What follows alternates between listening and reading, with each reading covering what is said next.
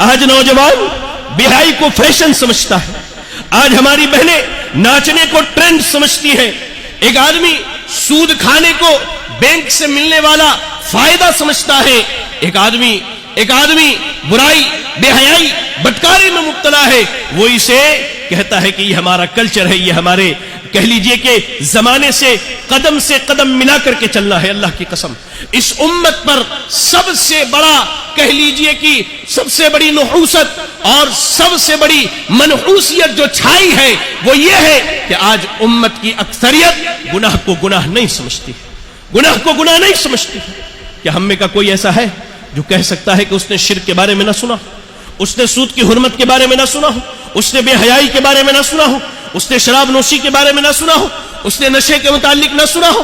لیکن ہمارے گناہ، ہمارے دلوں کی حالت ایسی ہو گئی ہے کہ ہم پورے سال سنتے رہتے ہیں. اللہ کی قسم ہم عمل کرنے والے کان سے نہیں سنتے. ہم عمل کرنے والے کان سے نہیں سنتے. عمل کرنے والے کان سے سنتے تو آج رمضان کی تراویح میں جو مسلمانوں کی نماز کی تعداد ہوتی ہے ایک نفل نماز میں، روزانہ فرض نماز میں ویسی مسلمانوں کی تعداد ہوتی ہے، ویسی تعداد ہوتی ہے. ہم عمل کرنے والے کان سے نہیں سنتے. ہم کس کان سے سنتے ہیں؟ ہم مزے والے کان سے سنتے ہیں. نہیں فلاں صاحب بہت اچھا بولتے ہیں، ان کی باتیں بڑی لچھے دار ہوتی ہیں، فلاں کی بات بڑی لچکدار ہوتی ہے. نہیں، عمل کرنے والے کان سے سنو، عمل کرنے والے کان سے سنو، ورنہ یقین جانو یہ زندگی ایسے ہی رہ جائے گی. یہ زندگی ایسے ہی اللہ کی نافرمانیوں میں گزرے گی. یہ زندگی ایسے ہی بلا توبہ کے گزرے گی. یہ زندگی ایسے ہی گزرتی چلی جائے گی اور اس کا انجام اللہ نہ کرے، اللہ معاف کرے کہ کہیں جہنم تک نہ پہنچا کر کے لے جائے ہمیں اور آپ. میرے بھائیوں میں یہ پوچھنا چاہتا ہوں کہ انسان کے گناہ اگر رمضان میں معاف نہ ہوں گے تو اس کے گناہ کب معاف ہوں گے؟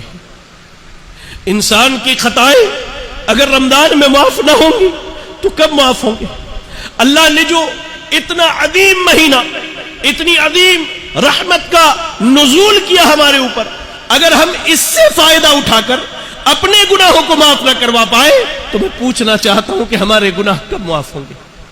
یا اللہ نے یہ موسم، اللہ نے یہ موقع، اللہ نے یہ فرصت ہم اہل ایمان کو دیا ہے، ہم نوجوانوں کو اللہ نے دیا ہے.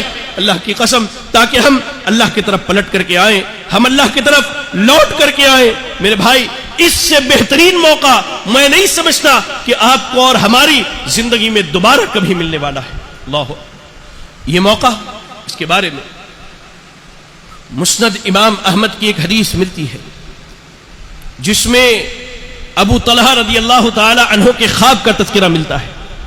کہتے ہیں کہ دو آدمی اللہ کے نبی صلی اللہ علیہ وسلم کے پاس آئے اور دونوں نے ایک ساتھ اسلام قبول کیا. ذرا غور سے سننا میرے بھائی، ذرا اس موقع کی غنیمت کو تو دیکھو. کہا دونوں نے ایک ساتھ اسلام قبول کیا. اسلام قبول کرنے کے کچھ دن کے بعد ان میں کا ایک آدمی میدان جہاد میں شہید ہو گیا اور دوسرا 1 سال تک زندہ رہا. اللہ ابو طلحہ رضی اللہ تعالیٰ عنہ خواب کیا دیکھتے ہیں؟ خواب دیکھا کہ جو میدان جنگ میں شہید ہوا ہے وہ بعد میں جنت جاتا ہے اور جو 1 سال کے بعد بستر پر مرا ہے وہ شہید سے پہلے جنت میں جاتا ہے. خواب نے بے چین کر دیا، پریشان ہوئے، بھاگے صبح اللہ کے نبی صلی اللہ علیہ وسلم کے پاس آئے. کہا یا رسول اللہ میں نے ایک عجیب و غریب خواب دیکھا ہے. کہا کیا خواب دیکھا ہے ابو طلحہ؟ کہا میں نے خواب دیکھا وہ جو 2 آدمی ایمان لائے تھے ان میں سے ایک میدان جنگ میں شہید ہوا اور دوسرا 1 سال کے بعد بستر پر مرا تھا. میں نے خواب دیکھا کہ 1 سال کے بعد بستر پر مرنے والا شہید ہونے والے سے پہلے جنت کے اندر جاتا ہے. یا رب، شہید سے پہلے جنت میں عام آدمی، حیرت کی بات ہے. اللہ کے نبی صلی اللہ علیہ وسلم نے کہا کہ ابو طلحہ ذرا یہ بتاؤ جو بعد میں زندہ رہا کیا اس نے رمضان کا مہینہ نہیں پایا؟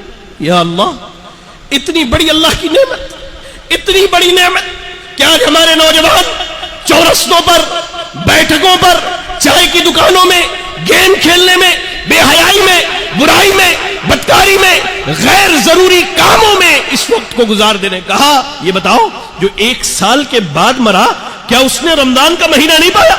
اس نے اللہ کے لیے نمازیں پڑھی، اللہ کے لیے روزہ رکھا، قیام کیا، لیلۃ القدر کو پایا، کہا اس کی برکت ہے، اس کے ساتھ رمضان کی برکت ہے کہ اللہ نے شہید سے پہلے اسے جنت کے اندر جگہ دی۔ یا رب، یا رب، ہمیں بھی یہ برکت اللہ نے دی، ہمیں بھی یہ موقع اللہ نے دیا ہے، ہمارے نوجوانوں، ہمارے بزرگوں کو، ہماری خواتین کو یہ موقع اللہ نے ہمیں بھی دیا۔ کہا